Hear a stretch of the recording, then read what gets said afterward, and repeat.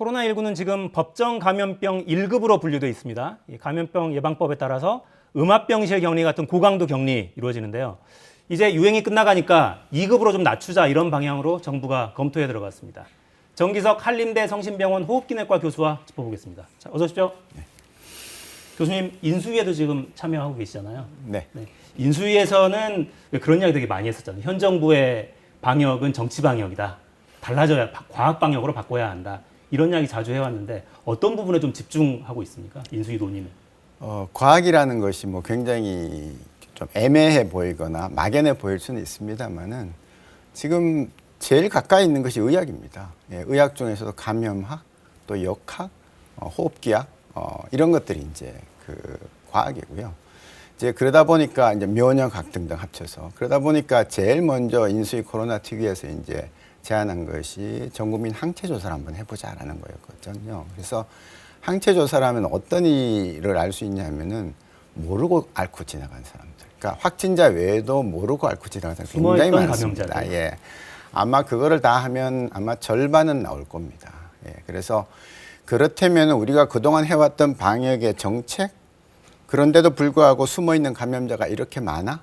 다음에는 거리두기는 어떻게 해야 될까? 그다음에 앞으로 백신 정책은 어떻게 해야 될까? 등등 이런 것들이 나오기 때문에 이제 항체를 했고요. 또 하나는 지금 과학 방역의 또 하나의 목표, 또 하나 해야 되는 부분이 사망자가 지금 너무 많습니다.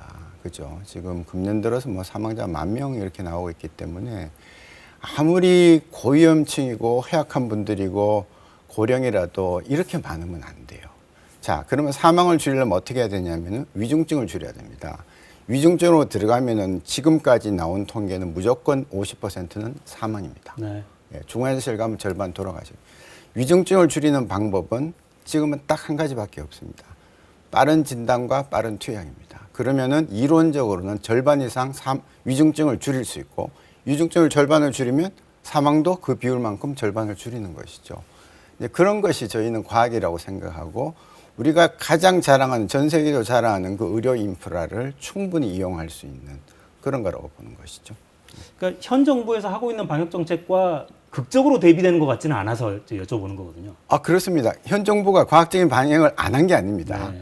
그리고 제가 말씀드리는 여러 가지 지표 같은 것들도 다 현 정부가 생산한 겁니다. 다만 그 자료를 갖고 그 방향으로 가는 게 아니라 어떤 때는 몸짓거리기도 하고 조금 다른 방향으로 가기도 했기 때문에 좀 더 과학적인 방역을 하자, 그런 뜻입니다. 알겠습니다.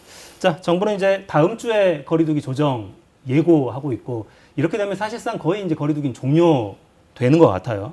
지금 이 시기에 거리두기 종료 혹은 감염병 등급 조정 적절하다고 보십니까? 거리두기는 이제는 의미가 없다고 봅니다. 거리두기는 처음에 집에 불이 난 걸로 치면 불이 확 달아 올랐을 때 거리두기, 불을 탁 꺼서 그냥 쫙 깔아앉히고 피해를 최소화하는 건데요. 우리는 오미크론에 환자가 막 올라가는데 방역 조치를 계속 풀어나갔습니다. 그래서 지금은 거의 다 전소가 된 상태이고 수많은 환자와 희생자가 나왔기 때문에 거리두기는 더 풀든 안 풀든 사실은 저는 개인적으로 관심이 없습니다. 그냥 가는 겁니다. 그렇지만 그렇기 때문에 많은 환자가 발생하고 사망자가 생기니까 의료 시스템만은 지금보다 훨씬 더 탄탄하게 가자. 걸리는 사람들이 안심할 수 있도록, 그리고 치료제 잘 가자라는 거고요. 그 급수를 1급에서 2급으로 내리는 부분은 바이러스는 자기가 1급인지 2급인지 모릅니다. 병의 본질이 아직은 변하지 않았습니다. 그래서 1급에서 2급으로 내리면 행정적인 편의는 좀 나아질 겁니다. 즉시 신고를 안 하면은 위반이 되는데 2급으로 내리면 24시간 여유가 있거든요. 지금은 즉시 신고를 해도 즉시 처리가 안 됩니다. 너무나 환자가 많기 때문에. 그런 행정적인 편의를 위해서는 좋습니다. 그러나 2급으로 내린다 하더라도 정부가 지금 병을 바라보는 그 기본적인 자세를 급수를 더 낮춰서 돼야겠다. 그것은 저는 아니라고 봅니다. 지금 단계에서 좀 이르지 않느냐 이런 취지로 들리네요. 네. 아직은 사망자도 워낙 많고 이런 국면이기 때문에. 이 부분은 어떻습니까? 사망자의 대부분이 요양병원, 요양시설에서 발생하더라고요. 그러니까 실제로 저희가 중환자 병상에 여유가 있다고는 하지만 어찌 보면 대부분의 중환자들이 거기에 계셔서 그런 건지도 모르겠습니다. 희생은 많은데 이 문제는 어떻게 풀면 좋겠습니까? 몇 가지 즉시 풀어야 될 문제가 있고요. 중장기적으로 해야 될 문제가 있는데 특히 요양병원이 아닌 요양원, 그냥 일반 시설에 있는 분들은 의사가 없습니다. 네. 다만 위탁받은 뭐 촉탁 정도의 의사들이 있기 때문에 그분들로 하여금 최대한 빨리 진단과 치료제를 쓸 수 있게 하면 되는데 아직까지는 그렇게 하지 않았어요. 그분들이 문제가 생기면 위탁을 다른 병원에 위탁을 해서 지정병원에다가 통보를 하고 또 와서 보고 진료를 받으러 가고 이러기 때문에 시간이 늦어지는데요. 우리가 지금 특효약이 나온 것들이 5일 안에 먹으면은 치료가 잘 된다. 뭐 사망을 90%까지 줄인다고 얘기를 하지만 5일째 들어가는 거하고 첫날 들어가는 거하고는 차이가 엄청나게 납니다. 예.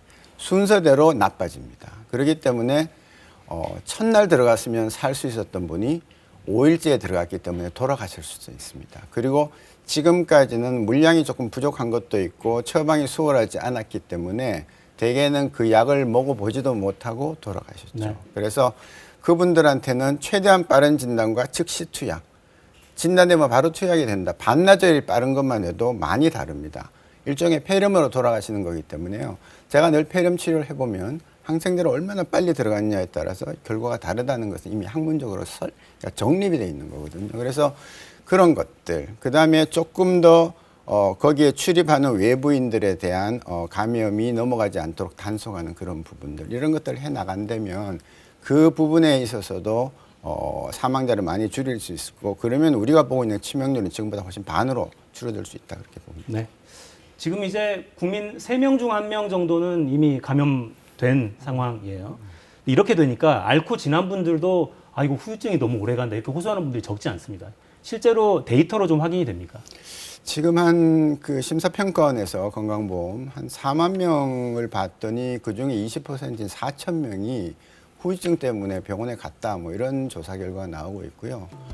저 외에도 굉장히 많이 옵니다. 네. 예, 요즘은 다 코로나 앓고 났는데 지금 뭐 기침한다, 가슴 아프다, 멍하다 이러면서 많이 오고요. 저한테는 주로 이제 호흡기니까 기침과 호흡곤란으로 많이 옵니다. 그래서 제가 이때까지 봤던 어떤 종류의 바이러스 감염보다도 훨씬 더 심한 후유증이 지금 오고 있다라는 것은 확실하고요.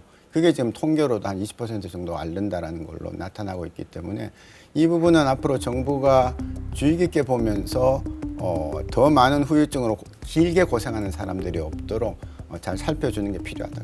구체적으로 좀 많은 숫자를 대상으로 한 연구 작업, 조사가 진행되고 있거나 이런 게 좀 있습니까? 지금 조사가 일부 되고 있는 걸로 알고 있고요.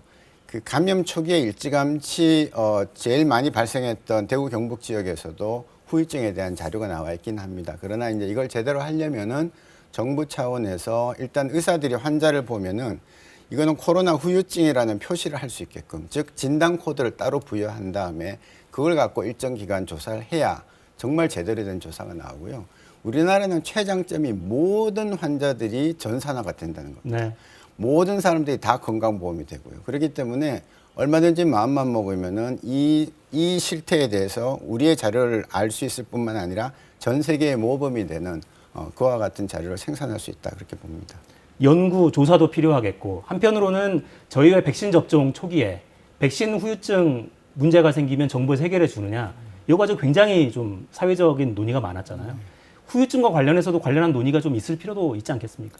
그렇습니다. 예. 그러나 사실은 백신 관련 문제는 사실은 국가의 정책에 따른 것이고, 이 병을 코로나를 앓고 후유증을 앓는 것은 사실 개인적인 차이가 너무 크기 때문에 네. 거기에 대해서 어떤 국가가 관리한다는 것보다는 그냥 건강보험에 속하게 하면 됩니다. 예. 건강보험에서 그 모든 비용이나 그다음에 과정 이런 것들을 다 용인을 해주면 필요하면 컴퓨터 촬영도 하고 뭐 피검사도 하고 이렇게 하게 해주면 되는 것이고요.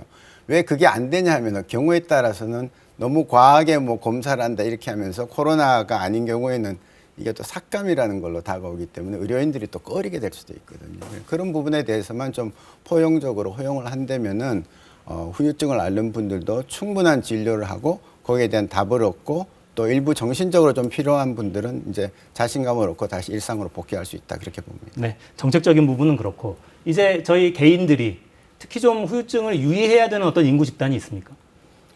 저는 그렇지는 않다고 보고요. 백신을 안 맞은 분들은 이 똑같은 병을 알아도 바이러스 양이 굉장히 많이 나옵니다. 네. 그렇다면 그 바이러스 때문에 발생하는 내 몸의 변화도 더 커질 거고 그거에 따른 2차적인 후유증은 더 클 겁니다. 그래서 막 그런 분들만 좀 조심을 하고 나머지는 아직까지 연구가 안 됐기 때문에 과연 어떤 계층이 더 심하게 앓는지에 대해서는 잘 모르고 있습니다. 네. 이제 거의 뭐 어려운 고비는 넘어가는 것 같다는 느낌들이 좀 강하게 드는데 어떻습니까? 이 팬데믹 이후에 우리는 뭘 좀 더 준비를 해야겠습니까? 인수위 차원에서도 논의를 많이 하고 계실 것 같은데요. 지금 이제 새 정부가 들어서고 100일 안에 어떻게 이제 갈 것인가라는 뭐 그런 논의를 하고 있고요. 결국 중요한 것은 다음에 코로나 또 옵니다. 또 오더라도 당황하지 않고 탄탄한 의료 시스템과 우리가 잘 준비한 백신과 치료제 시스템이 다 돌아가면서 그냥 일상으로 정말 그야말로 일상으로 돌아가는 그런 시스템을 만드는 것이 차기 정부의 목표가 될 것입니다. 네. 준비하실 게 많겠습니다. 네. 정기석 교수였습니다. 잘 들었습니다. 감사합니다. 네, 저는 월요일에 돌아오겠습니다. 평일 오후 4시엔 서다건건.